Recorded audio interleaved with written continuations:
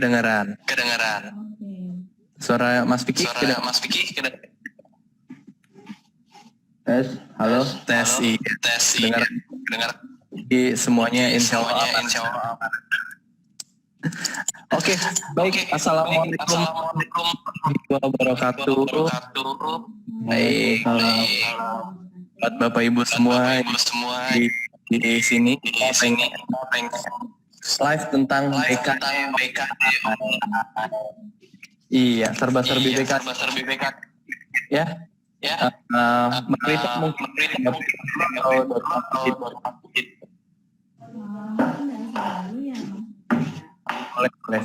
boleh silakan.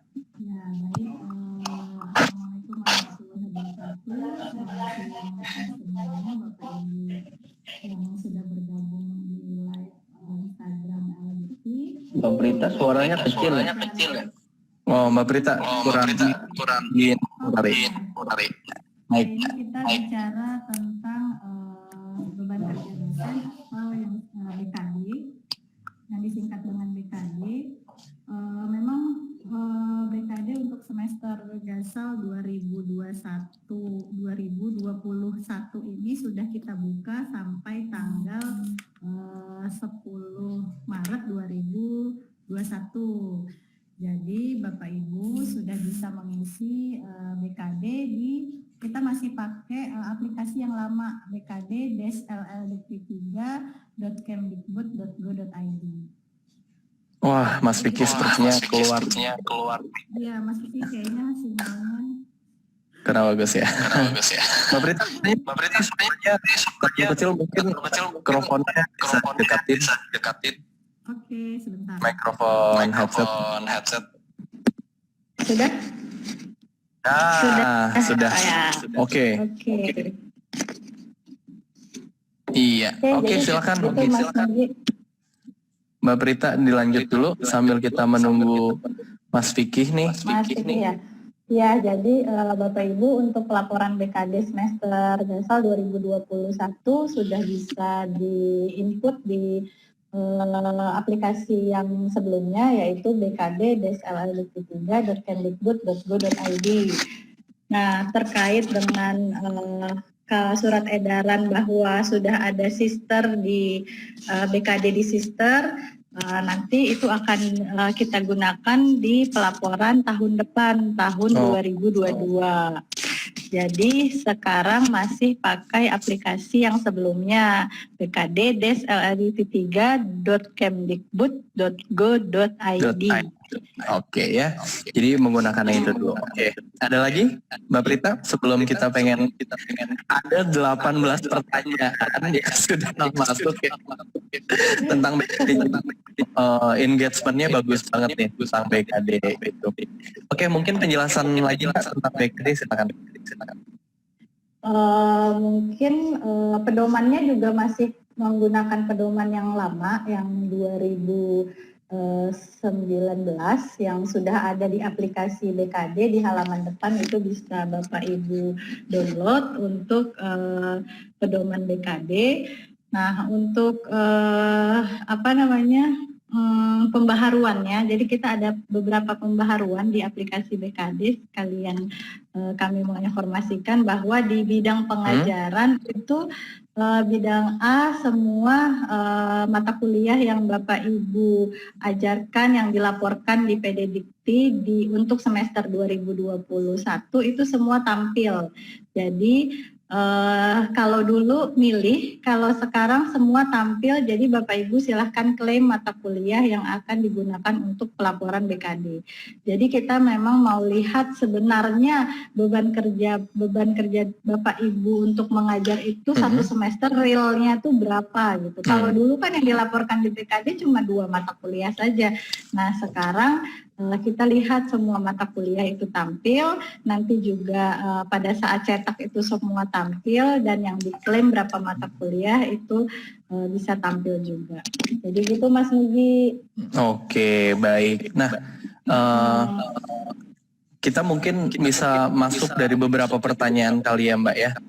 Nih pertanyaan yang saya mau buka di sini, pada BKD bidang D, bagaimana perbedaan seminar yang bersifat nasional, lokal, dan regional mungkin? Nah, kalau di bidang D, perbedaan seminarnya itu mungkin dosen yang mengikuti seminar lebih tahu ya, itu seminarnya lokal, regional, atau internasional gitu ya, Mas Nugi. Nah, nanti dimasukkan saja di BKD sesuai persepsi dosen, nanti kan yang akan menilai adalah asesor. Ya, jadi nanti itu ranahnya asesor yang akan menilai itu regionalkah, lokalkah, atau internasionalkah gitu. Oke, baik. Jadi seperti itu ya. Nah, sebetulnya ini ada juga yang mungkin dosen baru atau mungkin baru mengisi BKD. BKD itu fungsi dealnya tuh untuk apa ya? Nih, mungkin ada yang belum tahu, Mbak. Oh ya, jadi Bapak Ibu yang mengisi beban kerja dosen ini adalah Bapak Ibu yang sudah lulus sertifikasi dosen. Mungkin ini dosen yang baru lulus tahun 2020 kemarin kali ya, Mas Nugi. Jadi Bapak Ibu melaporkan beban kerja Bapak Ibu ke kami berupa BKD itu untuk nanti kami gunakan sebagai dasar pembayaran tunjangan Serdos Bapak Ibu 6 bulan ke depan gitu. Baik. Oke. Nah, karena ini peminatnya banyak, kita coba lihat pertanyaan yang ada ya. Wah, ini banyak banget sih pertanyaannya nih. Wah, kita bisa milih pertanyaan. Nah, ini dia. BKD untuk BKD semester depan pakai sister ya. Untuk dosen pindah home base ngurusnya gimana, Min? Nah, ini tadi sudah dijelaskan untuk pakai untuk sister digunakan di 2022 sesuai surat yang sudah kami publish. Nah, untuk dosen pindah home base nanti mungkin Mas Vicky nih yang akan menjelaskan kalau dosen pindah home base serdosnya gimana, Mas Vicky? Ya, silakan Mas Vicky. Kalau dosen pindah home base, itu kan nanti loginnya pasti udah di home base baru ya, Mas Nugi. Nah, nanti untuk perhitungannya mungkin sebelum dia pindah masih bisa diperhitungkan SKS yang saat dia di home base lama, tapi nanti tetap laporannya di home base baru. Nah, tadi ada pertanyaan nih, kenapa home base di SIBKD-nya masih tertera home base yang lama? Nah, itu Bapak Ibu di biodata dosen ada tombol klik sinkron data profil. Nah, coba silakan disinkron. Kalau memang belum berubah, nanti bisa menghubungi saya atau tim hotline LLDikti agar bisa dibantu segera. Oke, nah jadi terjawab ya. Nah, ini ada lagi nih, mungkin di era digital. Tanda tangannya harus tanda tangan basah atau bisa digital, Mbak? Nah, ini ya, Bu Prita nih. Jadi gini Mas Nugi, kalau untuk dosen sama seperti semester kemarin, untuk dosen tetap tanda tangannya asli atau basah. Tapi kalau untuk asesor kami melonggarkan boleh digital. Terus satu lagi, banyak juga ditanyakan mengenai materai. Karena sekarang materainya sudah baru, jadi gunakan yang 10.000 atau minimal 6.000 plus 3.000 gitu. Gitu, tapi lebih amannya menggunakan materai 10.000 ya Mbak ya? Ya, tapi minimal boleh kalau 10.000 katanya masih susah dicari, jadi bisa 6.000 plus 3.000. Atau enggak 6.000-nya 2? Ya, 6.000-nya 2 ya boleh juga. Ya, oke. Mungkin kita langsung bisa tanya jawab di sini nih. Ini udah banyak banget nih yang ingin menanya nih. Baru beberapa menit nih, tapi sudah banyak banget pertanyaannya. Oke. Kita coba dari ini. Bu Prita, kalau dari mata kuliah yang tampil, misal ada 5 matkul yang sedang saya semester ini hanya 2, itu bagaimana mengatasinya Mbak ya? Nah, jadi tadi kan sudah dijelaskan bahwa semua mata kuliah yang dilaporkan di PD-Dikti untuk 2021 itu semuanya tampil. Tapi kalau misalnya tadi ada 5 mata kuliah yang tampil, misalnya hanya 2 yang mau dilaporkan atau diklaim untuk BKD, ya silahkan aja tinggal dipilih mata kuliah mana yang mau diklaim, tinggal diklik klaim mata kuliah, nanti tinggal isi capaiannya berapa. Nah, capaian itu nanti yang akan masuk ke dalam aplikasi BKD untuk perhitungan memenuhi atau tidak memenuhi. Oke, baik. Nah, ini ada lagi Mbak, bagaimana penilaian artikel yang belum punya e-printnya? Apakah bisa dihitung? Nah, mungkin Mas Vicky bisa jawab ini? Kalau untuk yang PO 2019 kan setiap artikel bisa dihitung kalau sudah publish ya. Begitu. Kalau belum ada e-print, ya SSN-nya udah ada. Apa belum tuh Mas Nugi? Nah, ini nanti bisa ditanyakan sama yang ini, tapi dia cuma nanya apakah ada e-print. E-printnya bisa dihitung atau tidak. Oke, kita lihat lagi, mungkin Mbak Prita bantu di kolom komen, pengen jawab yang mana nih? Silakan. Ini bagaimana dengan menentukan asesor 1 dan 2, apakah harus sama bidang keilmuannya atau bebas? Nah, kami menyarankan memang untuk asesor itu seharusnya bidang ilmunya sama dengan dosen yang bersangkutan, minimal 1 rumpun. Gitu. Oh, baik. Oke, Mas Vicky boleh lihat di kolom pertanyaan? Kira-kira mau jawab yang mana? Bentar, lagi di scroll. Oke. Mungkin ini ada Mbak Prita, misal poin A, kelebihan beban pengajaran, gimana cara hapus mata kuliah yang tampil dalam si BKD. Karena mata kuliah yang tampil itu mata kuliah yang dilaporkan di PD Dikti, jadi kalau misalnya mau sebenarnya sih tidak bisa dihapus ya, karena itu kan real ya, mata kuliah yang diajar itu semua tampil gitu. Jadi ini masalah klaim atau tidak diklaim gitu aja sih Bapak Ibu untuk BKD yang semester ini. Oke, Mas Vicky. Nah, ini ada pertanyaan dari S_DRS ya. Nomor Serdik masih salah, apakah bisa langsung dirubah? Nah, ini silakan aja langsung dirubah melalui sistemnya PT masing-masing. Nanti akan divalidasi perubahannya oleh LDK. Oke, Mbak, ini dari kolom pertanyaan ya sudah muncul. Nah, kapan batas waktu Web Sisters SIBKD dibuka untuk laporan BKD? Nah, kalau untuk sister tadi kan sudah di awal ya Mas Nugi, kita pakai sister untuk BKD nanti tahun 2022. Tapi data yang kita pakai untuk aplikasi BKD yang saat ini digunakan itu juga diambil dari PD Dikti yang update-nya dari sister. Jadi kalau untuk update data dosen tetap harus Bapak Ibu melalui sister, nanti datanya kami tarik ke aplikasi kami gitu, aplikasi BKD. Oke, terima kasih Bu Prita. Oke, Bu Prita, sebetulnya idealnya itu mengisi BKD bagaimana sih tahapannya untuk dosen yang baru mau mengisi?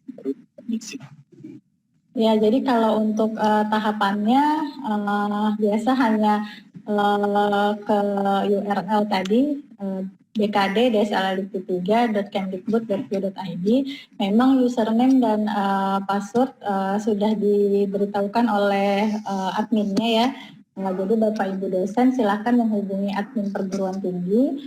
Nah, nanti ketika sudah login, Bapak Ibu tinggal mengisi bidang A pengajaran, bidang B, C, dan D. Nanti ada resume, di situ bisa Bapak Ibu lihat setelah mengisi memenuhi atau tidak memenuhi. Gitu. Begitu. Nah, setelah selesai mengisi, silahkan dicetak untuk minta tanda tangan ke asesor. Jadi ini tanda tangan asesornya masih secara manual, belum melalui sistem. Jadi harus dicetak, lalu tetap harus ke asesor. Setelah ditandatangani, baru di-scan dan di-upload kembali ke aplikasi BKD dosen Bapak Ibu. Oke, baik, itu sudah cukup jelas ya Bapak Ibu ya. Nanti rekaman ini boleh kita publish, jadi Bapak Ibu bisa tonton kembali. Oke, selanjutnya Mbak, kalau misalnya ada kendala pada pengisian BKD, isi dosennya ini harus mencari infonya kemana terlebih dahulu nih? Nah, kalau bisa dosennya itu berkomunikasi dengan admin perguruan tingginya. Jadi nanti admin perguruan tingginya yang akan berkomunikasi dengan kami. Jadi kalau langsung ke kami kayaknya Banyak ya Mas Nugi, ada 9.000 dosen yang harus melaporkan BKD, nanti takut kewalahan. Jadi info-infonya sudah kami share ke admin perguruan tinggi. Jadi Bapak Ibu dosen silahkan ke adminnya, nanti diteruskan ke kami kalau ada yang memang tidak bisa ditangani oleh admin. Ya, jadi begitu. Jadi alurnya harus ke admin PT dulu, baru ketika admin PT itu mentok atau ada kendala, baru ke L2 Dikti. Jadi biar lebih satu suara, terus kita jadi tahu riwayatnya ya. Biasa kan kalau admin PT itu tahu, oh ini dosennya begini, ada yang belum diisi mungkin gitu. Oke, kita lihat lagi di kolom komentar. Silakan. Mbak Prita mau pilih yang mana? Ini terkait repositori untuk semua bidang. Jadi kalau untuk link, jadi link bidang A itu kan harus ada bukti-bukti mengajar. Nah itu memang harus ditaruh di repositori. Tapi kalau bidang B, kalau jurnal, kalau memang sudah publish, sudah ada URL publishnya, tidak perlu ditaruh di repositori. Silahkan link jurnal publishnya saja yang dimasukkan ke aplikasi BKD. Sisanya itu harus di repositori. Oke, ya silakan Mas Vicky untuk bisa memilih pertanyaan di kolom kolom chat. Silakan. Ini Mas Nugi, kita di sini ngobrol santai. Iya, ini ngobrol santai. Boleh, silakan. Karena kalau terkait aturan, karena itu ranahnya asesor, mungkin nanti kita akan mengadakan sosialisasi mungkin ya Mbak Brit. Ya, bisa Mas Vicky. Nanti kita PO baru 2021 akan kita sosialisasikan kembali. Oke. Ya, boleh Mas Vicky ditanya dulu, dipilih dulu pertanyaannya. Ada pertanyaan, laporan BKD apakah harus sesuai dengan kontrak yang sebelumnya sudah kami isi? Nah, itu nggak perlu harus sama banget, Bu. Karena kan kalau kontrak itu hanya rencana ya, istilahnya wacana. Belum tentu sama dengan realisasinya. Nah, yang Bapak dan Ibu laporkan itu ya yang realisasi Bapak Ibu sudah kerjakan. Artinya yang diisi yang telah sesuai dikerjakan aja, Mas Nugi. Baik. Nah, ini ada juga nih, selain bidang ilmu, apakah jabatan fungsional juga jadi acuan juga? Jabatan fungsional itu acuannya untuk mengisi pengajaran di bidang A ya, Mas Vicky ya. Jadi ada perbedaan untuk pengajaran di bidang A, perhitungannya itu berbeda. Jadi kalau masih asisten ahli itu misalnya mengajar mata kuliah yang 2 SKS. Nah, kalau masih asisten ahli itu hanya dihitung separuhnya. Jadi hanya 1 SKS. Tapi kalau sudah lektor ke atas, lektor kepala atau guru besar itu dihitung 1. Jadi kalau mengajar mata kuliah 2 SKS ya dihitung 2 SKS. Oke, baik. Selanjutnya jika matkul kontrak yang beda sama yang dilaporkan, apakah matkul kontraknya harus diedit, Mbak? Oh, tidak perlu, karena kan kalau kontrak itu sebetulnya rencana di awal semester. Jadi ketika apabila tidak sesuai rencana ya tidak apa-apa, tidak perlu diedit lagi gitu untuk yang kontrak. Oke. Silakan Mas Vicky, boleh dipilih lagi pertanyaannya di sini. Ya, silakan Bapak Ibu juga yang pengen bertanya boleh, siapa tahu pertanyaannya menarik dan bisa ditanyakan. Bisa dijawab maksud kami. Silakan. Ini ada pertanyaan lulus Serdos tahun 2020. Apakah sudah harus upload laporan BKD? Nah, ini Bu Renima ya. Ya, Bu Renima ini sudah harus laporan untuk yang lulusan tahun 2020. Kemarin kita juga sudah kasih waktu untuk pengisian kontrak dan persyaratannya. Tapi kemarin saya cek ada beberapa dosen memang asal upload gitu loh untuk persyaratannya. Yang kita butuhkan SK Passing malah diupload SK Jafung. Nah, itu kemungkinan akan tertunda pembayarannya. Maka kan untuk sekarang kontrak masih kita buka nih sampai sekarang. Nah, itu Bapak dan Ibu yang lulus tahun 2020 harap dilihat lagi persyaratannya. harus sesuai apa yang kita minta. Kalau SKN passing ya harus upload SKN passing. Jangan sampai seadanya upload, nanti pembayarannya akan tertunda. Nah, untuk rekening BNI yang lulus tahun 2020, nanti kita masih menunggu arahan dari pimpinan. Karena akan mungkin kita buatkan ya Bu Prita. Ya, rencananya kita akan kita buatkan di LLDT agar, karena sebelumnya untuk yang baru, rekening yang baru kan harus verifikasi ya Bapak Ibu. Jadi untuk yang lulus tahun 2020 itu biasanya dosennya yang membuatkan rekening, lalu kami verifikasi, banknya juga verifikasi, dan itu prosesnya lama. Jadi bisa tertunda 3-4 bulan ya Mas Vicky untuk yang Serdos 2020, karena untuk yang rekening baru salah titik atau salah spasi saja atau huruf besar huruf kecil ya Mas Vicky itu berpengaruh gitu. Jadi tidak bisa terbayarkan. Nah, makanya kepengennya di semester yang lulus Serdos 2020 kita buatkan rekeningnya agar verifikasinya bisa lebih cepat gitu. Dan untuk pembayaran ini juga kami menghimbau ke dosen-dosen yang memang untuk Serdos ini melihat dokumen in-passing atau kepangkatan. Jadi dokumen in-passing atau kepangkatan Bapak Ibu itu menjadi acuan kami untuk nominal pembayaran tunjangan sertifikasi dosen. Jadi bukan SK Jafung ininya acuannya acuannya bukan SK Jafung tapi SK in-passing yang di sana ada pangkat golongan seperti PNS. Jadi kami nominalnya itu sesuai dengan SK in-passing gitu. Oke, baik. Silakan. Boleh dipilih lagi nih Mbak. Boleh Bapak Ibu yang ingin bertanya silahkan langsung di kolom chat, karena kita hari ini ngobrol santai tentang serba-serbi BKD. Silakan Mbak Prita atau Mas Vicky mau menanyakan, silakan bisa dipilih. Nah, ini bagaimana jika tidak submit laporan BKD saat ini? Apa saja konsekuensinya? Mungkin kalau tidak laporan ya paling tidak terbayar ya. Asalkan dilaporkan oleh pimpinan perguruan tinggi mungkin melalui surat, kenapa tidak melaporkan BKD-nya. Karena nanti akan jadi takutnya kalau tidak ada laporan dari pimpinan perguruan tinggi, nanti takut ada temuan dari Itjen, kenapa dosen tersebut tidak melaporkan, padahal kan harusnya wajib melaporkan. Jadi mungkin bisa hubungi operator perguruan tingginya agar dibuatkan surat dari pimpinan. Begitu. Oke. Thank you Mas Vicky. Silakan Mbak Prita. Jika capaian SKS bidang A tidak mencukupi 9 SKS sehingga tidak memenuhi syarat, bagaimana solusinya? Ya harus memenuhi ya untuk bidang A dan B ya Mas Vicky.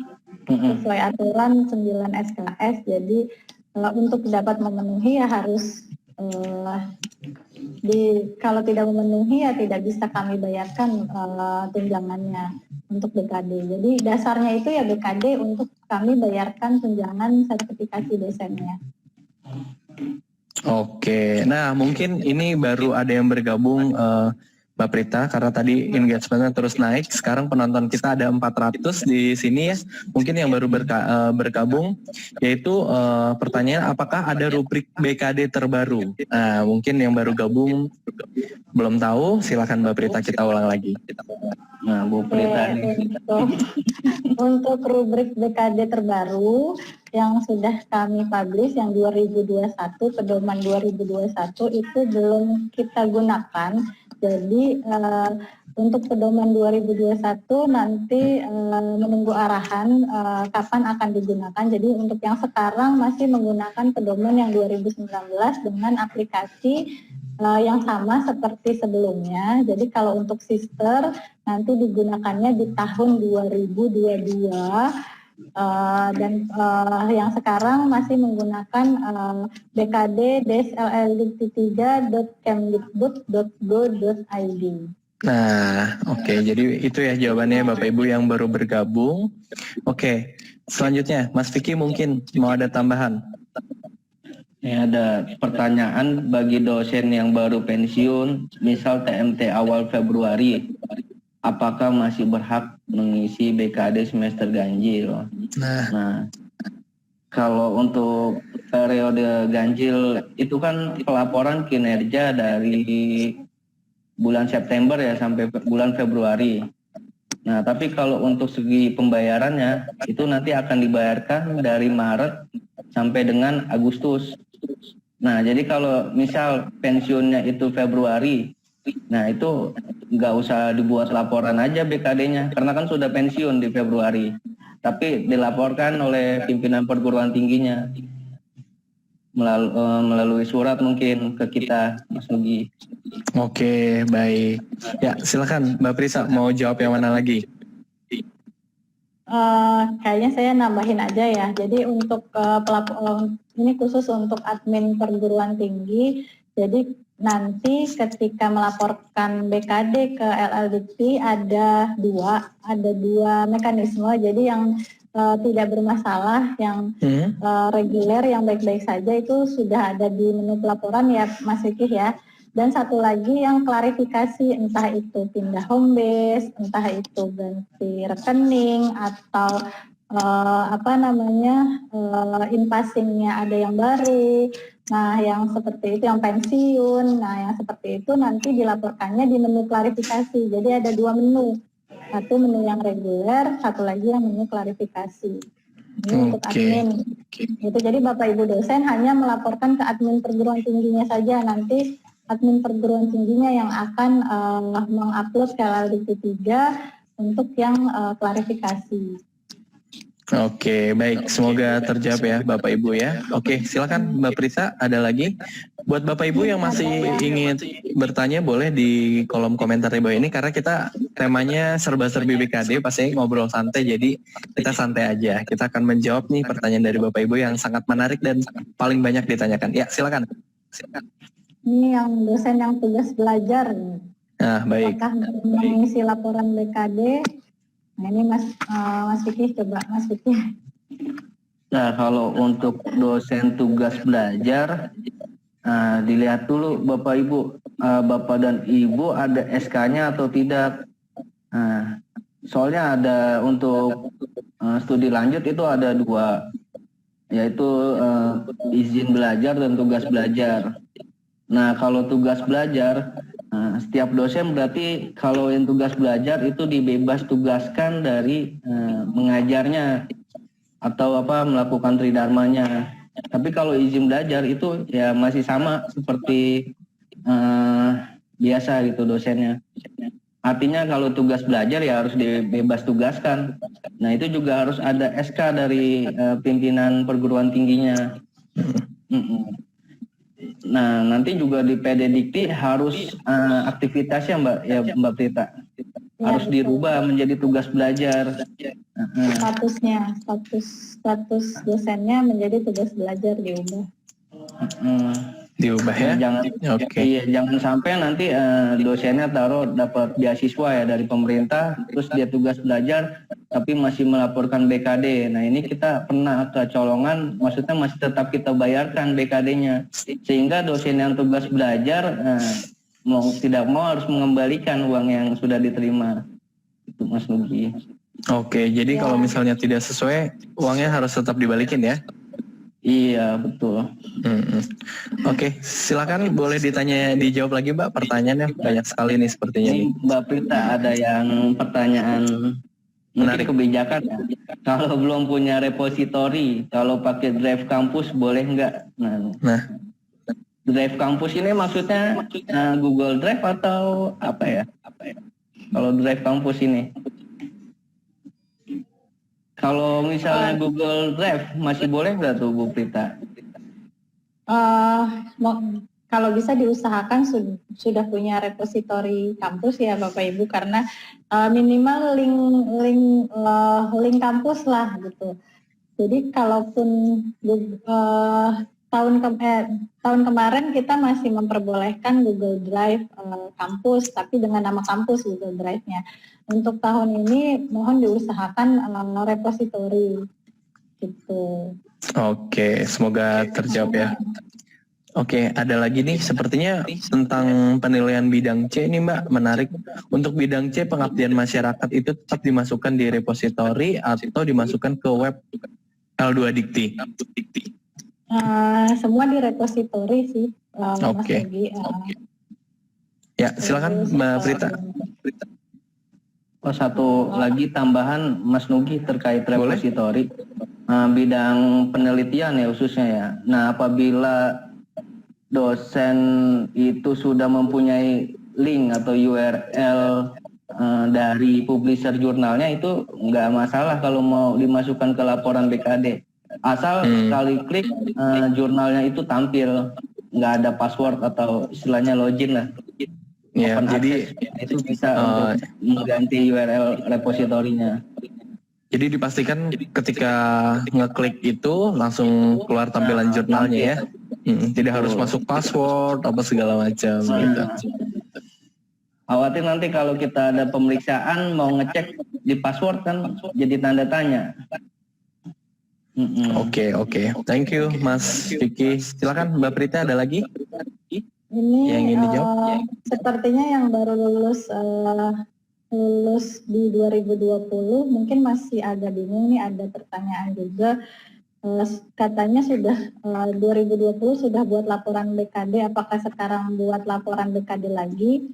Nah, jadi untuk laporan BKD linknya memang baru kita buka kemarin siang. Jadi yang sebelumnya itu adalah kontrak.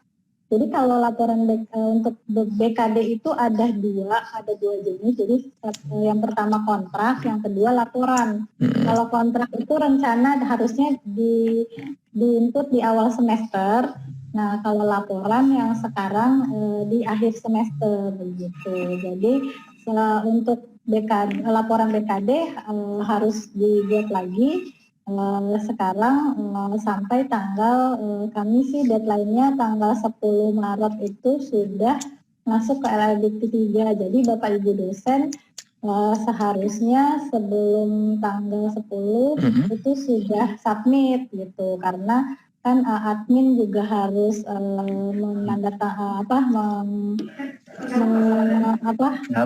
membuat surat SPTJM dan lain sebagainya untuk ditandatangani pimpinan, dan itu butuh waktu gitu. Oke. Jadi seperti itu ya. Silakan Mas Vicky, ada yang pengen dijawab lagi pertanyaannya nih, banyak sekali nih. Silakan boleh dipilih dari Mas Vicky dan Mbak Prita.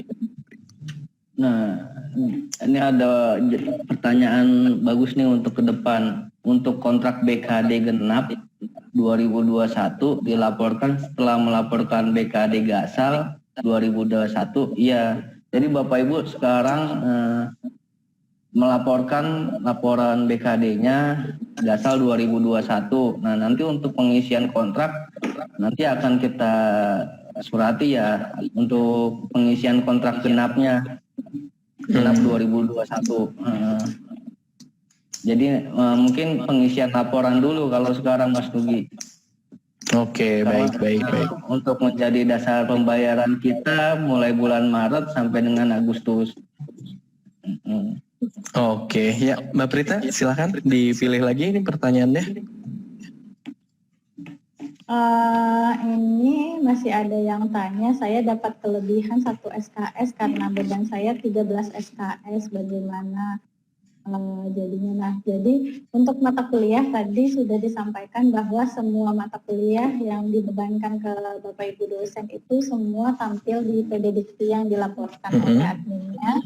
Nah, jadi tugas Bapak Ibu dosen hanya mengklaim saja. Jadi kalau misalnya memang lebih dari 12 SKS, yang mau diklaim hanya 6 atau 7, kurang dari 12 SKS ya silahkan diklaim 2 mata kuliah saja misalnya seperti itu. Tapi mata kuliah yang lain memang akan tampil di BKD Bapak Ibu. Gitu. Oke, nah untuk yang baru bergabung lagi nih, ini ada pertanyaan untuk tanda tangan asesor pada pelaporan BKD Gasal 2021, apakah boleh tanda tangan digital? Sekali lagi kita beritahu buat yang baru bergabung nih. Yang baru bergabung untuk tanda tangan dosen itu harus asli, tapi kalau untuk asesor masih diperbolehkan digital. Oke, jadi semoga terjawab ya buat Bapak Ibu yang baru bergabung. Oke, silakan Mas Vicky, saya ke Mas Vicky lagi nih. Mau jawab pertanyaan yang mana nih? Nah ini tadi saya ulang nih, ini ada pertanyaan menarik juga Mas Nugi. Kalau jurnal atau proceeding harus ditaruh ke repositori kampus, itu artinya sama saja dosen dikasih kerjaan lagi, yang tentu saja kerjaannya yang unfaedah. Nah ini tadi sudah saya jelaskan ya Bapak dan Ibu. Mungkin kalau sudah ada URL dari publishernya, asalkan open access atau terbuka, itu silakan untuk mengganti repositori bidang penelitiannya. Jadi nggak usah harus masukin lagi ke repositori, pakai yang sudah ada aja dari publishernya, asalkan terbuka. Jadi bukan kita kasih kerjaan lagi, tapi ada baiknya juga dimasuk ke repositori, artinya untuk arsip kampus yang mungkin bisa kan Mas Nugi. Jadi pengarsipannya lebih rapi, lebih bagus ya. Betul.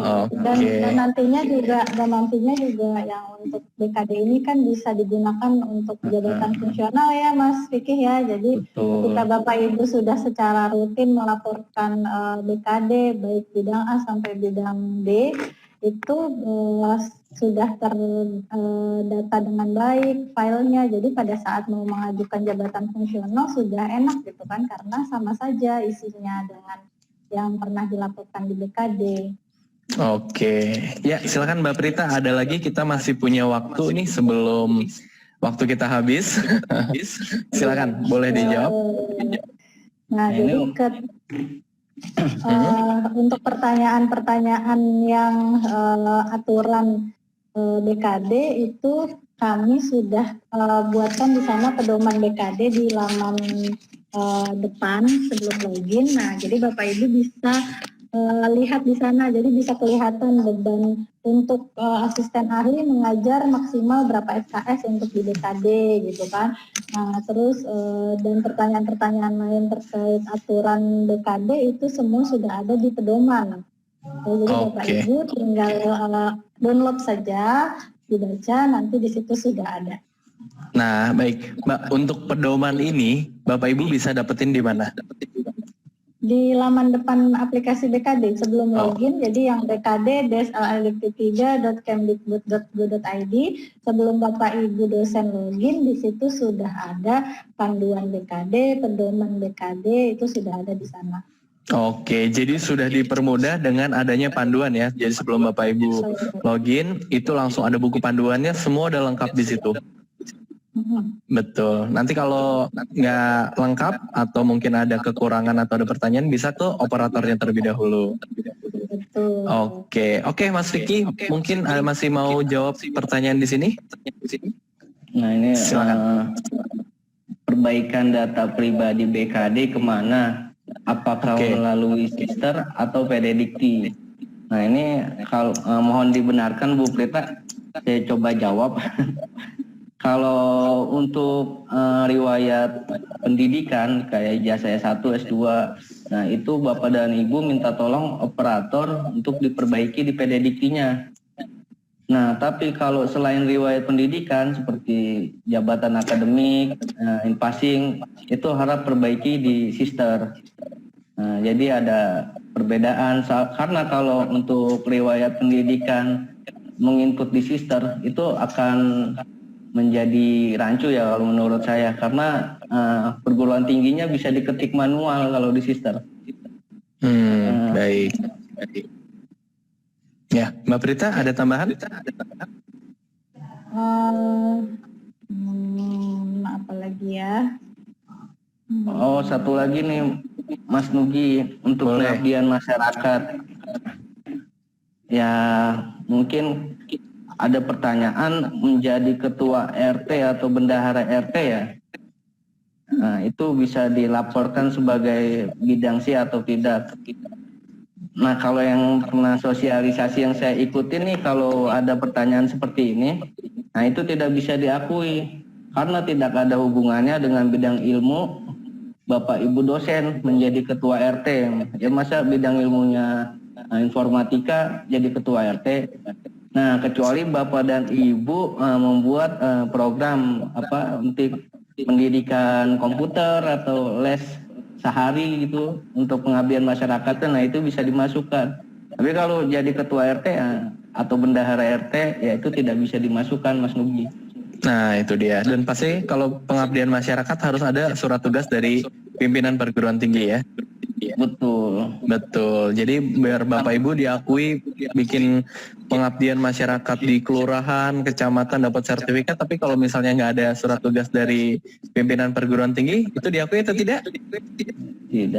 Tidak diakui. Jadi harus tetap ada surat penugasan ya dari perguruan tinggi, entah itu surat tugas atau SK atau yang menerangkan bahwa memang Bapak Ibu menjalankan pengabdian masyarakat. Betul Mbak? Ya, Mas? Betul. Tambahannya Mas Nugi, itu juga berlaku apabila mengajar di kampus lain ya.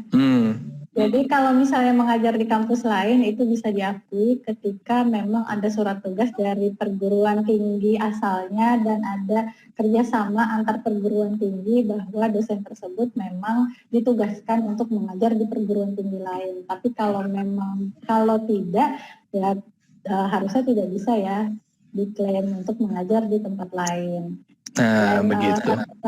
Apalagi ini satu lagi nih Mas Nugi. Boleh? Jadi ada banyak nih yang bertanya bahwa data di PDDikti atau sisternya sudah betul tapi di aplikasi belum sesuai gitu kan.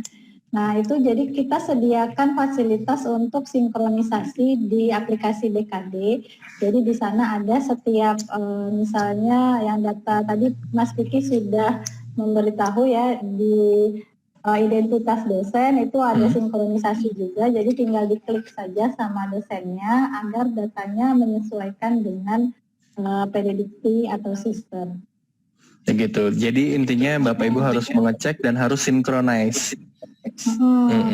Gitu. Oke, baik Mbak Prita dan Mas Vicky, sudah hampir pukul 12 kita menemani 40 menit karena memang ngobrol santai ini. Mungkin dari Mbak Prita dulu kesimpulannya untuk serba-serbi BKD ini.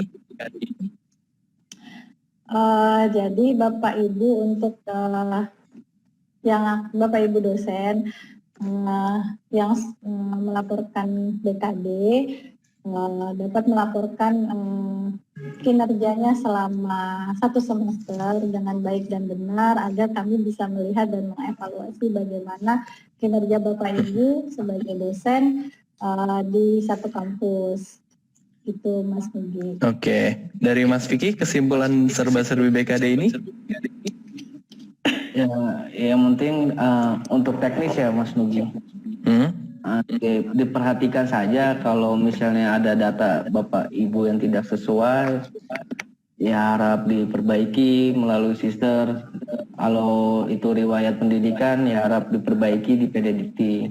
Nah udah itu untuk lulus yang 2020 ini harap dicek, periksa kembali untuk persyaratan administrasinya baik sertifikat ataupun SK dan NPWP. Nah itu harus dipastikan uploadnya benar karena nanti akan pengaruh oleh pembayaran tunjangannya. Untuk yang rekening BNI mungkin nanti menunggu surat edaran kita lebih lanjut terkait rekening yang lulus baru 2020. Oke, gitu aja. Baik. Terima kasih Mbak Prita dan Mas Vicky. Mohon maaf juga kepada Bapak Ibu yang bertanya di kolom komentar, tetapi tidak kita bisa jawab semua karena keterbatasan waktu kita pada hari ini. Dan mungkin kita akan bikin season-season lainnya jika masih banyak pertanyaan. Jadi kalau kita melemparkan pertanyaan biar bisa dijawab, harusnya Bapak Ibu bisa mengisi di ini ya, di postingan story kita. Oke, sebelum kita sudahi, kita boleh foto bersama terlebih dahulu. Kita akan screenshot 1, 2. Oke, pose lagi 1, 2, 3. Oke, terima kasih Bapak Ibu yang telah bergabung. Makasih Mbak Prita dan Mas Vicky. Mungkin yang belum terjawab Jadi kita belum bisa jawab semua, tapi insya Allah semua itu panduannya sudah ada di aplikasi BKD. Jadi sebelum login sudah ada panduannya. Administrasi juga harus taat ya, biar pembayaran juga tidak tertunda gitu aja. Mungkin Mbak Prita BKD dalam 2 kata sebagai penutup. Apa ya? BKD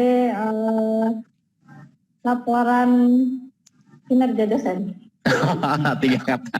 Oke, BKD laporan kinerja dosen. Oke, Mas Vicky BKD dalam 3 kata silakan sebagai penutup. Apa ya? Beban keuangan dosen mungkin. Oke, baik.